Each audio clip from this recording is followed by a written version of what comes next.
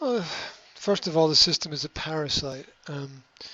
It will feed on innocent people, and it will also the system will first eat the weakest people. So if the system perceives you as one of the weaker people, one of the people who is less able to negotiate, they will destroy you first because um, that's what it is that they do. Um, I understand your perspective, but can I just ask a question? So if I was a student in your class and I said, "Excuse me, can I go to the toilet?" I would have to wait for 45 minutes. Is that right? I suggest that they automatically knew that you would say no and ban them, and that they wanted to escalate and take it to the next level. That was the whole purpose of what it was they were doing, because um, you have to look at action and reaction not from the sense that it's unexpected, but from the sense that it's logical. Now, your reaction was logical, therefore it was not unexpected, therefore it was predictable. Therefore, if the students got together and either consciously or subconsciously thought, how could I disrupt this lesson and this teacher the most, it would be to get the teacher to ban us from leaving the classroom so that we can complain about her. I suggest it was a trap. It was a trap. Yeah, the only way that I can see to avoid such a problem is to allow them to go to the toilet. Some fights we can't fight. We can't fight biology. We can't win. You How can't fight. Well, um, whether okay, going to the toilet is biological. Whether or not you can prove someone needs the toilet is impossible. Therefore, you can't fight biology. You have to let them go. There's no other way. If they want to go, they have to be allowed to go. And the only thing that the teacher can do is make a note of how many students go, how often, and then take that to somebody else and leave it there. Nothing else can be done. The teachers are trapped in the middle. Your job is you're the media, right? Your job is to mediate. You're the media, the medium. You're med. You're in the middle, right? Medicine. So you're you're in the middle there. You're stuck in the middle, as the song goes. You're not dependent upon anybody else except yourself. You're dependent upon your own successful reactions to situations. You're not dependent upon anybody else at all. Because you can't control other people. You can't be dependent on anybody because you can't control what anyone's going to do. You can't. Somebody could shoot you tomorrow. You can't control what anyone is going to do. If they're going to shoot you, they're going to shoot you. That's it. All you can do, the, the only thing that you can ever be dependent upon successfully is your own reaction. Because that's the only thing that you can control. They are young people. They will push and challenge you constantly. My children challenge me every day. They push me and they challenge me every day. Every day I make mistakes, and every day I try to be a little bit better. And it gets more difficult as they get older. The questions become more clear, more obvious, more pertinent. I am not saying that my children are the same as these students. What I'm saying is that young people test everybody constantly. It's what they do. Children experiment with the world. That's what childhood is. Childhood is constant experimentation. We think of we think of the people who do experiments as scientists in laboratories, but they're not. Because children do more experiments than scientists. So the children test the world. That is their mission. That's their job on the planet. To test everything, to push everything, to see what, because we won't have the planet won't have a brighter future if the children don't escape the chains that are bonded to them by the adults around about them. That's their job in the universe is to test adults An adult's job in the universe is to respond appropriately, which is extremely difficult. As I said, I fail on a daily basis to respond appropriately and correctly. Now, the resentment that builds up, that's all inner turmoil. That's not coming from. That's not something that is forced upon a person from the outside. Resentment builds from the inside out, not the outside in. Our reactions are what we allow ourselves to feel. It's what we allow ourselves to feel. Mm-hmm. I understand the situation of the pressure building and building and building, and you being unable to release this sense of frustration. I think we talked before about authenticity, the ability to be the real you, and how children can sense the real person. They can sense when a person is not saying something that they should say. Children can sense that. Children instantly know if you're not telling the truth. It's the first thing they learn, right? The first thing that children learn is when our parents not telling the truth. The very first thing they learn. And then they copy it. And that leads us down a whole terrible path, but that's the way that humans are. And so they can sense that all is not well, and they will explore that. And the more cruel ones will exploit it. The less cruel ones will explore it. It's just different levels of the same thing. And we what's the common problem? The common problem is that we take it personally. It's not personal. It's got nothing to do with you. I'm sorry. If you died today, which you're not going to do, because I don't allow that to happen, because we have to have a meeting next week, right? Right, but those kids would be the same kids tomorrow, right? They'd be the same. Their lives are not really going to be changed very much. Well, one or two of them might feel a bit sad and sorry that they lost a teacher that they sort of liked, but life goes on, right? Look at me. If I die tomorrow, people will be sad for maybe a couple of hours, and then life will continue, right? Without me, nothing I can do, right? Look at that. Famous people like Prince and George Michael and David Bowie, and people who poured their lives into their art to entertain people, and there's like 2 seconds on the news, and today David Bowie died. Gone. That's all. Just a line. That's that. And then these people will be replaced with somebody else and forgotten. And so we and I say the group of people who call themselves teachers or trained as teachers, we very often take things personally. It's got nothing to do with us. How do I know it's got nothing to do with us? Because I know that here's the thing. If I walk into a classroom and I have a problem with the students and they have a problem with me, and I walk out of the classroom and go somewhere else, and another teacher comes in and that teacher has an okay time with the students, I have to acknowledge the fact that the problem is me. And I'm not saying that it doesn't mean that I'm bad at what I do. It just means that the pain, the pressure is symbolic of the pain, because you're not allowing yourself to feel what you need to feel. You're not allowing yourself to express what you need to express. You're not being authentic. You can't say how you really feel, and that's why you feel the pain.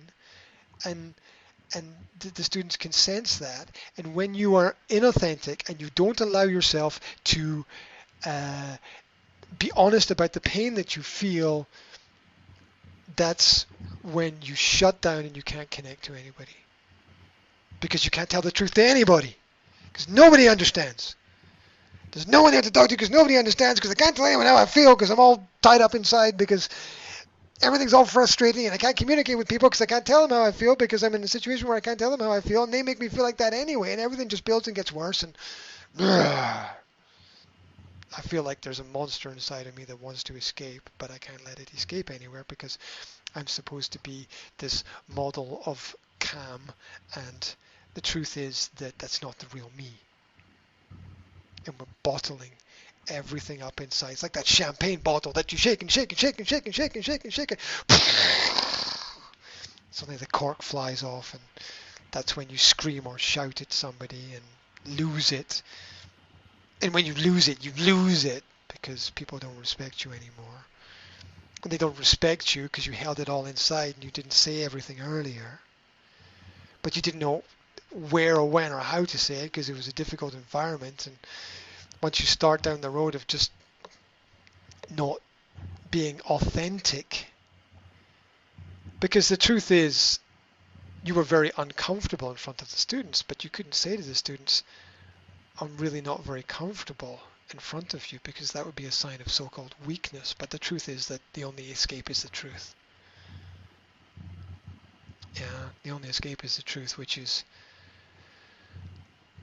that the teachers need the students just as much as the students need the teacher. The teacher can't be successful without the student's support. The same way that the students can't be successful without the teacher's support. Now, the school's not designed that way, but that's the way the world works. And the only thing that we can do is control how we react to situations. One of the most powerful things in the world is comedy, because comedy releases the pressure. Why are these comedy programs on TV late in the evenings? Because it's designed for society to release the pressure. To release the pressure that builds up. I had a friend, I had an organization that worked in music, and there were two of us at the beginning in the organization, me and my friend. And I was the serious organized one. I was the get this done and this done and this done and 1, 2, 3, 4 and 4 o'clock and everything on time, and do we have everything and do we have a backup? Is everybody going to be there? I was the detailed organizer of everything. And my friend would always turn up late for everything. And he'd never be sure. He'd never be sure about things. But he'd always say, it'll be okay, we'll work it out. And his gift to me, which was his gift to the world, was his ability to release the pressure when the pressure would build up in situations, to say something funny, to realize how crazy or awkward the situation is, and to find a way out of it. And when we want to be good at our job, and it's something that's really important to us, we sometimes lose sight of all of the different perspectives that I've described together. And most importantly, we lose sight of the need to be ourselves and to be completely authentic. Part of authenticity is the vulnerability of opening up your weaknesses to people around about you, in the sense that you give them the opportunity to either A, be a good person and help you, or B, to be a bad person and you'll not have any contact with them again. But it's absolutely necessary in the situation where we're where we can't keep control, to go to other people in the school and say, I can't do this.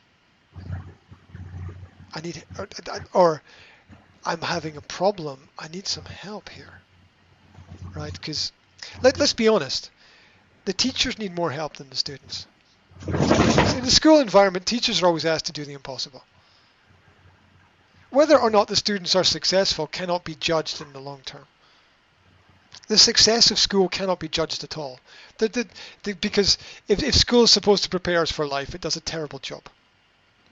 I was not prepared for life by school. I'm sure you were not prepared for life by your school, and I don't know anyone anywhere who was prepared for life by their school.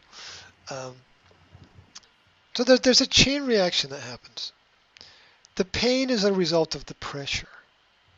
The Mm. pressure is a result of the inability to be who you are and be honestly open in front of the students about who you are. And that actually means what is quite a tricky situation, which is actually saying that I'm not comfortable with something, or I'm not happy with something, or or I don't like it.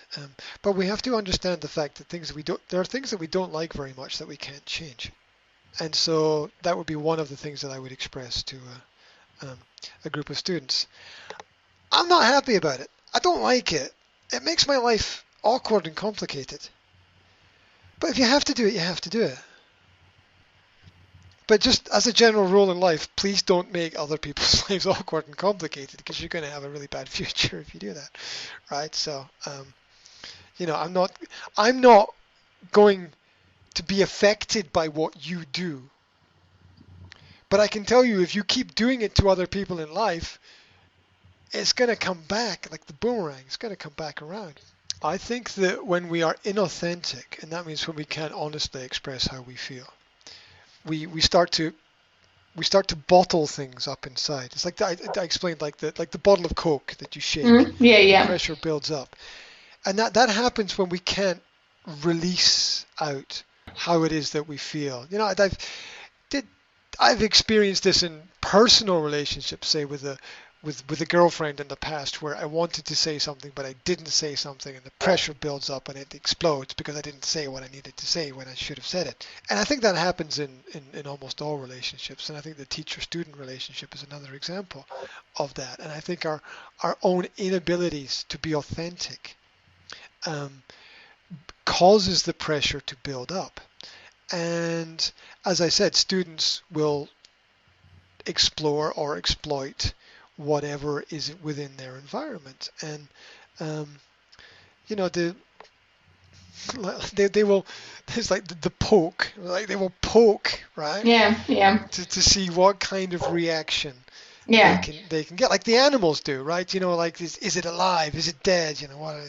Oh, it bites. Okay, I'll stand like this. So, and they're sort of exploring like that, and we need to be um, aware of that. And I think it's necessary to be authentic. So the students putting their hand up, they're always going to the toilet. It's necessary to say, it's necessary to be authentic about the fact it bothers you.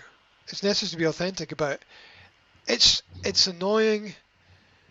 It doesn't help with anything here. I'm not going to let it stop me doing what I'm doing, because I can't. I mean, if you have to go, you have to go. But just get some rules for your life.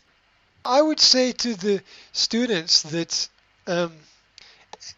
anything that they do which causes negativity to the teacher would be something that causes negativity to other people as well around about them. And it's in general not a good life habit to do that. You'll end up with less opportunities and less friends. Or less quality opportunities and less quality friends, because it's about quality. It's not about the number. It's not about how much. It's about the quality of it. One good bottle of wine is better than 20 bad bottles of wine, right? So it's life is about quality people, quality friendships, quality relationships. Yeah. So education is about quality. Look, we're trying to do quality here, and this is kind of interrupting the quality. But if you have to do it, you have to do it. But no one's, it's. I'm not. I'm not going to let the rain ruin my day. Whether or not it rains, that will not change my activity. In fact, I'm ready for the rain. Rain, it doesn't bother me. And right now you're raining on everyone and everything. I'm not saying you, I'm saying the student. Yeah, because I'm imagining talking to the student. I'm imagining the student. I'm saying to the student, you're raining, right? You're raining on me. You're raining on the other people. You're raining on the school. I don't care if it rains. I'm ready for the rain. It doesn't bother me at all. But you can't live your life raining on other people. It won't get you very far. Or it might get you far, but it won't make you happy, and it won't make other people happy. And so, um, so you have to think carefully about those elements. And you see, I think one of the problems is this focus that school is about school. This is really, really important. People think that school is about school. It's not. School's got nothing to do with school. Like, what's this? Why? Why? Because school has got everything to do with life and the world and what's out there. You know why you're in here? I'm talking about talking to this. Imagine talking to the students. You know why you're in here? Because it's pretty fucking vicious out there. You know what happens to kids out there? They get abducted. People come along and throw them into vans and take them off to other countries and rape them. It's pretty horrible. Right? So we've got these buildings here I'm not saying everything in the world is bad, right? I'm saying that it's not going to happen here. It's pretty safe, right? It's a pretty cool place. Yeah. We've got heating, we've got chairs. We're doing okay. So school's not about school. It's about learning what you need to learn to get by in the world out there. Mm-hmm. And one of the things you need to learn is to be a nice person. You know, you might watch these films with all these cool people who do bad things. That's not reality. That's not reality. That's fantasy. Reality is that to meet nice people and have a nice quality of life, you have to be a nice person yourself.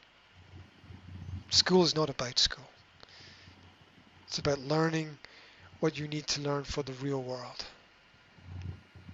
I get paid whether or not you pass or fail. Right? I'm imagining talking to the students again. I get paid whether or not you pass or fail. I want you to pass. I mean, hopefully you want me to pass as well. I don't know.